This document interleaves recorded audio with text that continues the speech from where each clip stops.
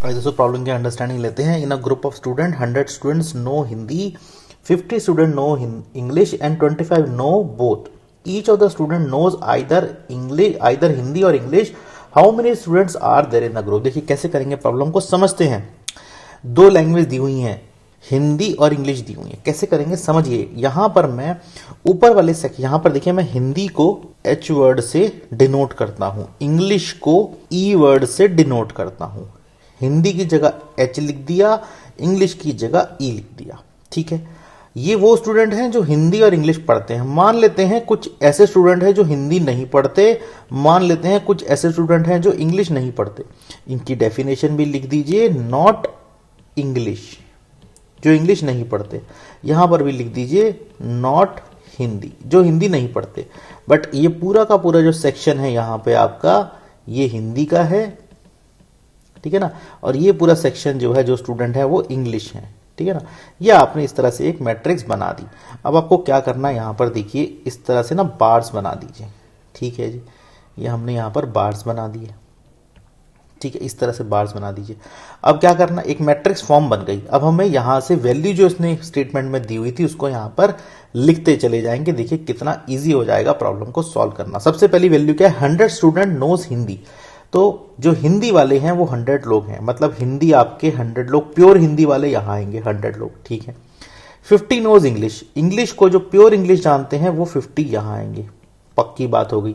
ठीक है, दूसरा क्या, 25 नोज बोथ इंग्लिश बोथ। ठीक है, दोनों जो जानते हैं 25 वो यहां आएंगे। देखिए हिंदी और इंग्लिश दोनों का कंबाइंड बॉक्स यहां पर है, परफेक्ट बात है। ठीक है, each of the student knows either Hindi और आइदर। ये इस चीज को समझने की कोशिश करिए। ये कहता है जितने भी स्टूडेंट हैं क्लास में उनको या तो हिंदी आती है, या तो हिंदी आती है या इंग्लिश आती है। मतलब इन दोनों में से एनी वन, कुछ तो आती है। ऐसा कोई स्टूडेंट नहीं है जिसको हिंदी और इंग्लिश बिल्कुल ही ना आती हो। इसका मतलब अगर मैं ये वाला सेक्शन देखूं जहां पर not English and not Hindi, ऐसा कौन सा स्टूडेंट है जिसको हिंदी और इंग्लिश ना आती हो?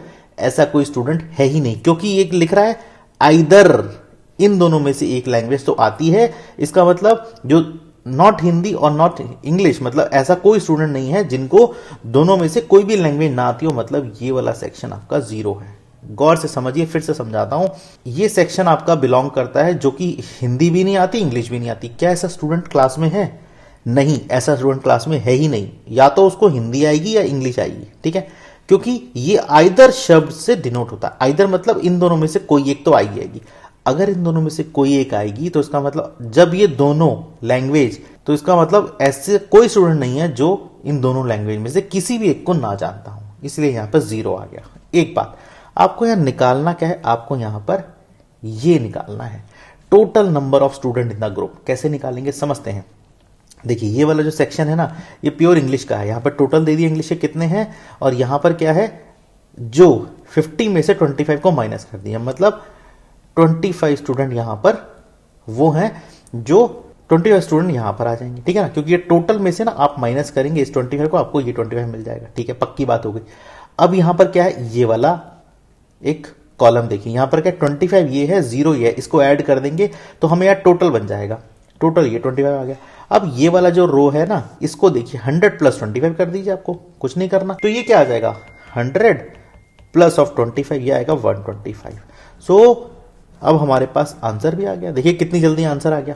125 स्टूडेंट हैं पूरे ग्रुप में, ठीक है ना, जो हमें यहां निकालने थे। तो हमें यहां पर, हम हमेशा यहां पे टोटल स्टूडेंट लिखते हैं, टोटल नंबर ऑफ एलिमेंट्स लिखते हैं, जो कि 125 है। यही इसका आंसर हो जाता है। तो 125 total students in the group, group के अंदर 125 टोटल स्टूडेंट हैं। इस तरीके से हम इस टाइप की प्रॉब्लम को सॉल्व कर सकते हैं दोस्तों। Thank you.